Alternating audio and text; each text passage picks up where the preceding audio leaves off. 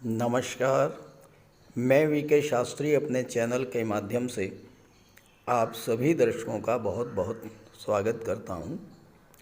कर्म फलदाता न्याय के देवता शनिदेव 6 अप्रैल 2024 से राशि परिवर्तन करके देवगुरु के नक्षत्र पूर्वा भाद्रपद नक्षत्र में गोचर कर चुके हैं और 3 अक्टूबर 2024 तक पूर्वा भाद्रपद नक्षत्र में ही गोचर करेंगे।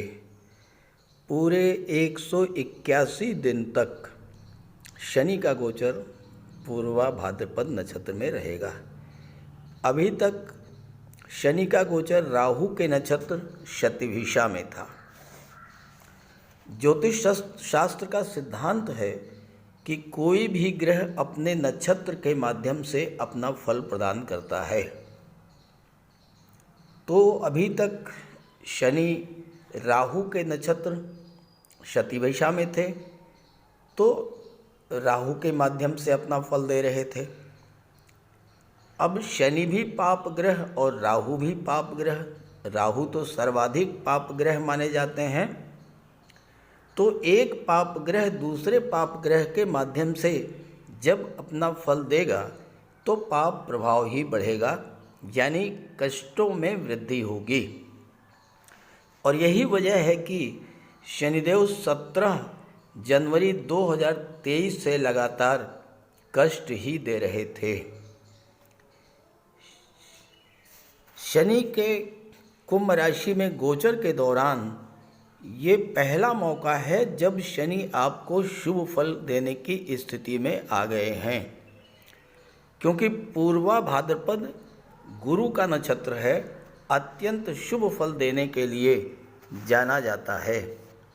भाद्रपद का अर्थ होता है शुभ पैरों वाला, यानी जिसके कदम पड़ते ही घर में शुभता आती है। और शनि गुरु के माध्यम से अपना फल देंगे। इसका अर्थ ये हुआ कि गुरु जिस भाव के स्वामी हैं उन सभी भावों के शुभ फल मिलेंगे। जिन भावों पर गुरु की दृष्टि है उन भावों के शुभ फल आपको मिलेंगे।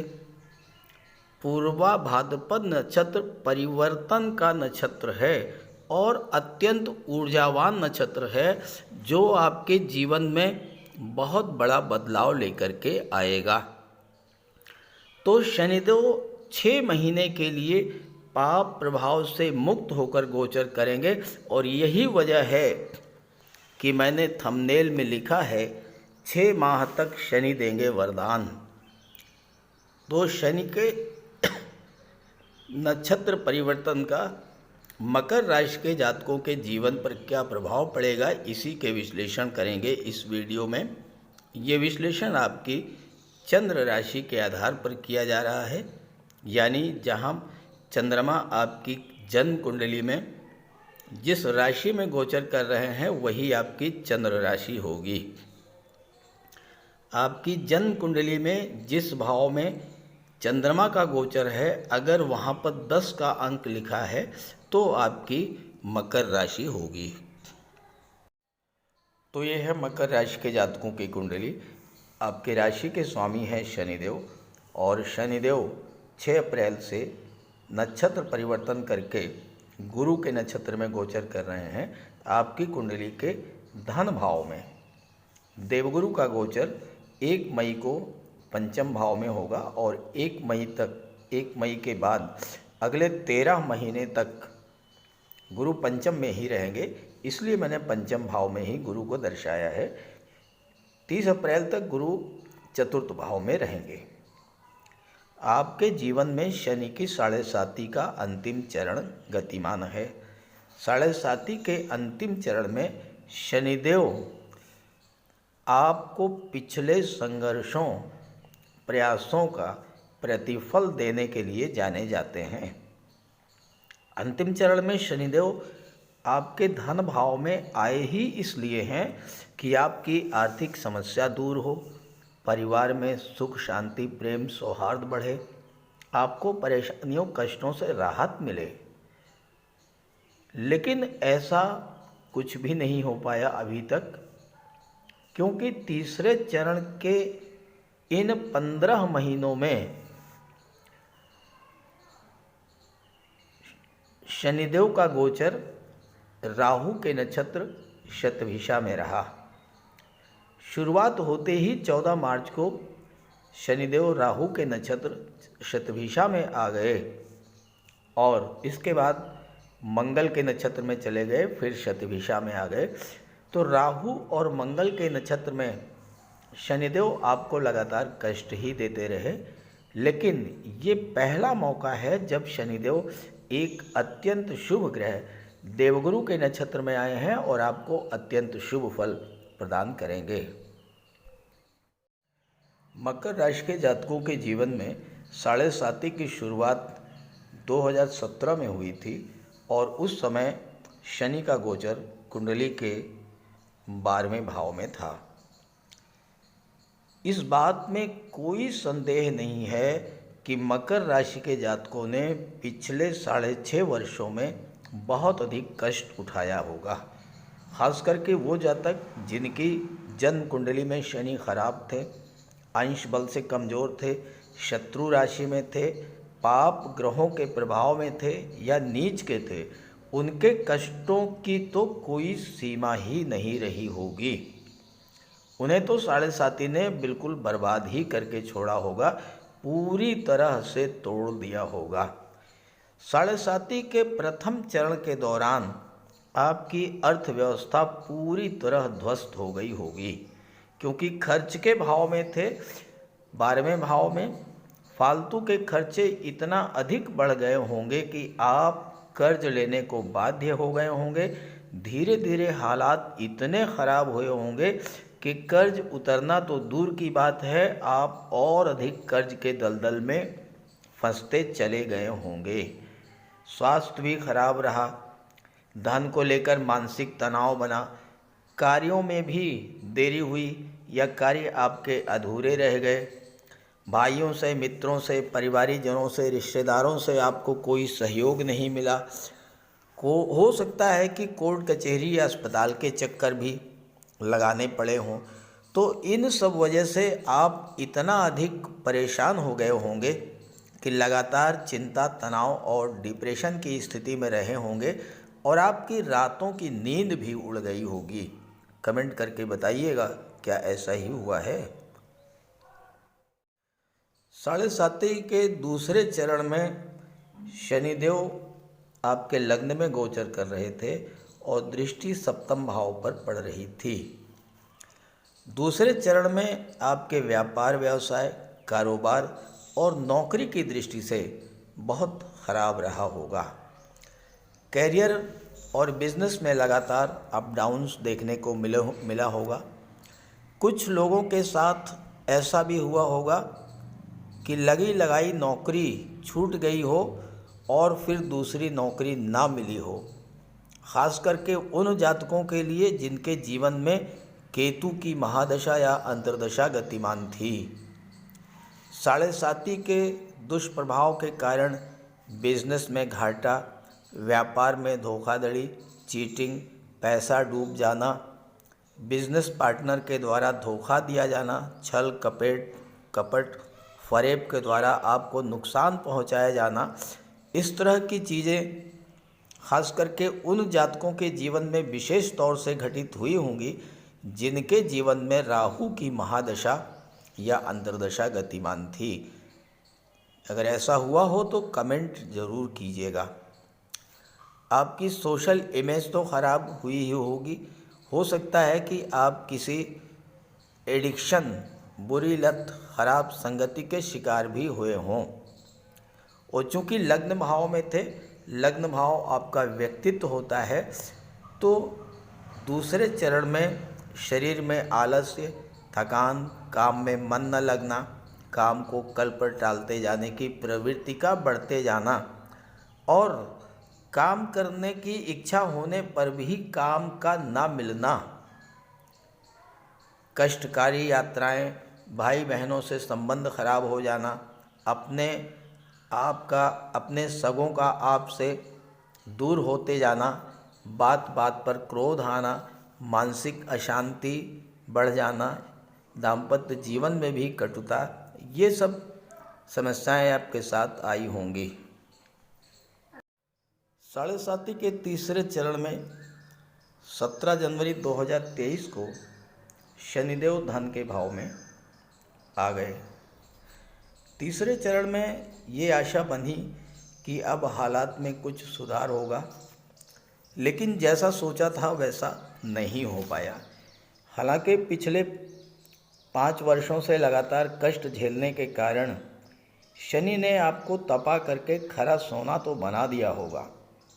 आप अपने कटु अनुभवों से ये समझ गए होंगे कि कौन अपना है, कौन पराया है, किसने खराब समय में आपका साथ दिया और किसने साथ छोड़ दिया। तो इस वजह से अब आपके फालतू खर्चों में तो कमी आई होगी, स्वास्थ्य में भी सुधार देखने को मिला होगा, लेकिन बैंक बैलेंस आपका अभी भी अधूरा ही रह गया होगा। आपने नए सिरे से अपने व्यापार व्यवसाय का पुनर्गठन भी किया होगा, अच्छे पार्टनर भी मिले होंगे और फ्रेंड सर्कल भी भले ही छोटा हो, लेकिन ऐसे मित्रों का रह गया होगा जिन्होंने आपके ख़राब समय में आपकी मदद की। लेकिन अभी तक 6 अप्रैल तक जो स्थिति रही है, चूँकि शनि राहु के नक्षत्र में गोचर कर रहे थे, तो साढ़े साती में जो फल आपको मिलने चाहिए थे वो आपको नहीं मिल पाए। अब शतभिषा को छोड़ करके पूर्वा भाद्रपद में आ चुके हैं गुरु के नक्षत्र में, और गुरु वर्तमान में चौथे भाव में गोचर कर रहे हैं और 1 मई को पंचम में आएंगे। तो अब समझते हैं कि अब शनि आपको क्या क्या देने जा रहे हैं, कौन कौन से वरदान आपको मिलने जा रहे हैं। शनि का गोचर धन के भाव में है, देवगुरु बृहस्पति के नक्षत्र में, और गुरु हैं धन के कारक। शनि का गोचर गुरु के नक्षत्र में हो रहा है, इसलिए शनि देवगुरु के माध्यम से अपना फल प्रदान करेंगे। तो पहला प्रभाव इसका यही होगा कि आपकी आर्थिक स्थिति में सुधार होना शुरू हो जाएगा। अभी तक पैसा आता तो था लेकिन इकट्ठा नहीं हो पा रहा था, अब धन आएगा भी और धन का संचय भी होगा। धीरे धीरे आने वाले 6 माह में आपका बैंक बैलेंस धीरे धीरे बढ़ना शुरू हो जाएगा। परिवार में कलह का वातावरण था वो समाप्त होगा। पैतृक संपत्ति को लेकर किसी तरह का विवाद था वो ख़त्म होगा और पैतृक संपत्ति का लाभ भी आपको मिलेगा। शनि धन भाव में गोचर कर रहे हैं। शनि की दृष्टि चौथे भाव पर, 8वें भाव पर और 11वें भाव पर है। तो शनि दूसरे भाव, चौथे भाव, 8वें भाव और 11वें भाव का फल आपको देंगे। देवगुरु आपकी कुंडली में विदेश भाव के स्वामी और पराक्रम भाव के स्वामी होकर के लाभ के भाव पर दृष्टि डाल रहे हैं। शनि हमारा कर्म है, गुरु हमारा भाग्य है और भाग्य भाव पर भी गुरु की दृष्टि है। तो लाभ के भाव पर गुरु और शनि दोनों का संयुक्त प्रभाव है, दोनों की दृष्टि पड़ रही है। तो ये समय हमारे लाभों को बढ़ाने वाला होगा। शनि और गुरु की दृष्टि लाभ के भाव पर पड़ने से लाभ का भाव जागृत होगा और आपको आपके कार्यों, आपके परिश्रम का फल मिलना शुरू हो जाएगा। देवगुरु बृहस्पति आपकी कुंडली में 12वें भाव और तीसरे भाव के स्वामी हैं और 1 मई से पंचम में गोचर करते हुए लाभ के भाव पर दृष्टि डाल रहे हैं। गुरु और शनि के प्रभाव से 12वां भाव भी जागृत होगा और तीसरा भाव भी जागृत होगा। 12वें भाव खर्चे का होता है। अगर अभी तक आपके खर्चे बढ़े हुए थे, नुकसान ज़्यादा हो रहा था, स्वास्थ्य संबंधी परेशानियों से ज़्यादा परेशान थे, या कोई कोर्ट कचहरी का मैटर था उससे आप परेशान थे, अब आपको राहत मिलेगी।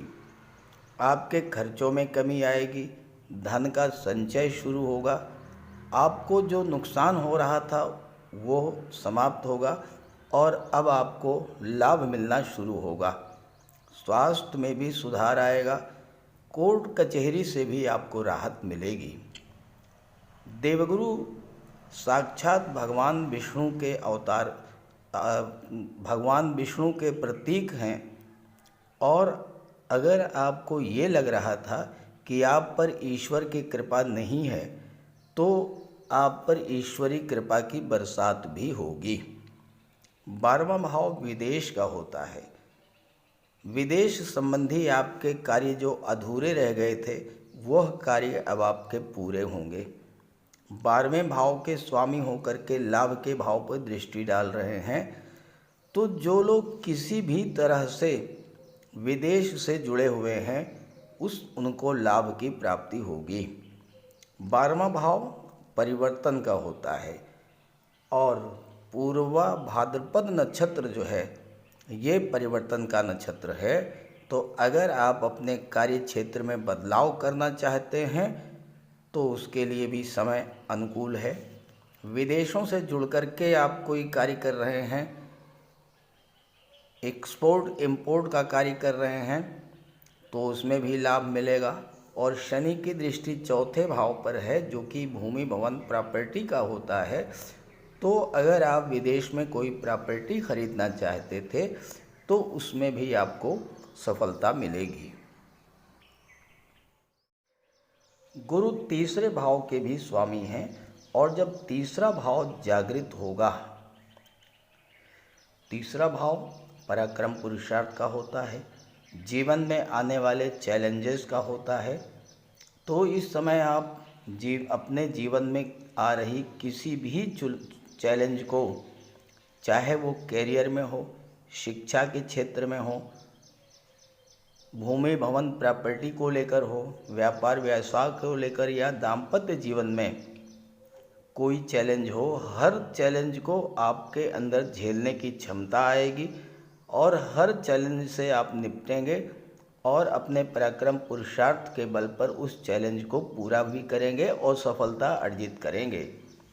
भाई बहनों से संबंध अगर खराब चल रहे थे तो संबंधों में भी सुधार आएगा। और तीसरा भाव यात्राओं का होता है, तो आप यात्राएं भी इस समय करेंगे और उससे आपको लाभ मिलेगा। तीसरा भाव संचार माध्यमों का होता है, इंटरनेट को शो करता है। तो आप संचार माध्यमों के द्वारा ऑनलाइन प्लेटफॉर्म से जुड़ करके विदेशों से लाभ अर्जित कर सकते हैं। गुरु भाग्य के कारक होते हैं और भाग्य भाव पर दृष्टि डाल रहे हैं। पंचम भाव में 1 मई से आएंगे, तो पंचम भाव भी जागृत होगा और नवम भाव भी जागृत होगा। शनि पंचम भाव का भी फल आपको देंगे। तो संतान से जुड़ी कोई समस्या अगर आपके सामने है तो उसमें राहत मिलेगी। आपकी शिक्षा किसी वजह से बाधित हुई थी तो शिक्षा फिर से शुरू होगी। लव रिलेशंस में आई दूरियां समाप्त होंगी, विवाह के मार्ग प्रशस्त होंगे। छात्रों के लिए शिक्षा और कैरियर बनाने का अत्यंत अनुकूल समय आ चुका है। नवम भाव उच्च शिक्षा का होता है। गुरु विदेश भाव के स्वामी हैं, तो आप उच्च शिक्षा के लिए विदेश भी जा सकते हैं। गुरु ज्ञान के कारक हैं, आपके ज्ञान की वृद्धि होगी जिसके आधार पर आप अपने कार्यों को अच्छे से पूरा करेंगे और लाभ अर्जित करेंगे। कुंडली के 11वें भाव पर शनि गुरु दोनों का प्रभाव रहेगा, तो 11वां भाव जागृत होगा। आपकी इच्छा पूर्ति का घर होता है 11वां भाव, तो आपकी इच्छाएं, आपके सपने पूरे होंगे। शनि का प्रभाव आपके मनोरथ को पूरा करेगा। शनि मकर राशि के लिए प्रबल योग कारक होते हैं और अष्टम भाव पर दृष्टि डाल रहे हैं, और अष्टम के कारक होते हैं शनि। तो आपकी आयु में वृद्धि करेंगे और आपके जीवन में चल रही परेशानियों और संघर्षों को समाप्त करेंगे। जो लोग ज्योतिष, तंत्र मंत्र, रिसर्च के फील्ड से जुड़े हैं उनके लिए बहुत अच्छा समय आ चुका है। जो लोग रियल एस्टेट से जुड़े हैं, प्रॉपर्टी डीलिंग का कार्य करते हैं, कंस्ट्रक्शन का कार्य करते हैं, बिल्डर हैं, आर्किटेक्ट हैं, उनके लिए भी समय बहुत अच्छा है। जो ऑटोमोबाइल इंडस्ट्री से जुड़े हैं, ट्रांसपोर्ट टूरिज़्म से जुड़े हैं, इंश्योरेंस के क्षेत्र से जुड़े हुए हैं, उनके लिए भी अत्यंत अनुकूल समय आ चुका है। चौथे भाव पर दृष्टि पड़ने से आपको भूमि, भवन, प्रॉपर्टी का भी योग बनेगा। तो इस तरह शनि का ये नक्षत्र परिवर्तन मकर राशि के जातकों के लिए बहुत ही अनुकूल रहेगा। इस गोचर का आप पूरा लाभ उठाइए और ज़्यादा से ज़्यादा लाभ उठाने के लिए आप शनिदेव का उपाय भी कीजिएगा। बात करते हैं उपायों पर। ज्योतिष शास्त्र में कहा गया है कि शनि जिस पर प्रसन्न होते हैं, यानी जिसका शनि ग्रह मजबूत स्थिति में होता है, तो शनिदेव रंक से राजा बना देते हैं। और शनि अगर कमज़ोर हुए, खराब हुए, तो राजा भी रंक हो जाता है। शनि के मजबूत होने से लोहा, मशीनरी, कारखाने से जुड़े व्यापार में तरक्की होती है, कोर्ट केस में विजय मिलती है, कार्यों में सफलता प्राप्त होती है, सांसारिक समस्याओं से मुक्ति मिलती है। और शनि को न्याय का प्रतीक माना गया है। यदि शनिदेव मजबूत हैं तो आपके साथ अन्याय नहीं होता। जब शनि खराब होते हैं तो बड़े से बड़े कष्ट झेलने पड़ते हैं। तो बात करते हैं शनि के उपायों के बारे में। ऐसा कोई भी कार्य ना करें जो कि शनि को पसंद नहीं है। शनिदेव को इलीगल कार्य पसंद नहीं है। झूठ, फरेब, छल, कपट, धोखाधड़ी, बेईमानी, ये सब शनिदेव को पसंद नहीं है। शनिदेव को परिश्रम, अनुशासन और व्यवस्था पसंद है, तो ऐसे कार्य कीजिए। गरीबों की मदद कीजिए, बुजुर्गों, दिव्यांगों को भोजन दीजिए, वस्त्र का दान कीजिए, किसी ओल्ड एज होम में जाकर के, किसी अनाथालय में जाकर के दान पुण्य का कार्य कीजिए, तो इससे शनि को बल मिलेगा। अगर आपका शनि कमज़ोर है तो आपको कम से कम 19 शनिवार व्रत रखना चाहिए। और इसके साथ साथ शनिवार के दिन एक कटोरी में सरसों का तेल लेकर उसमें अपना चेहरा देखिए और उस तेल को किसी को दान कर दीजिए।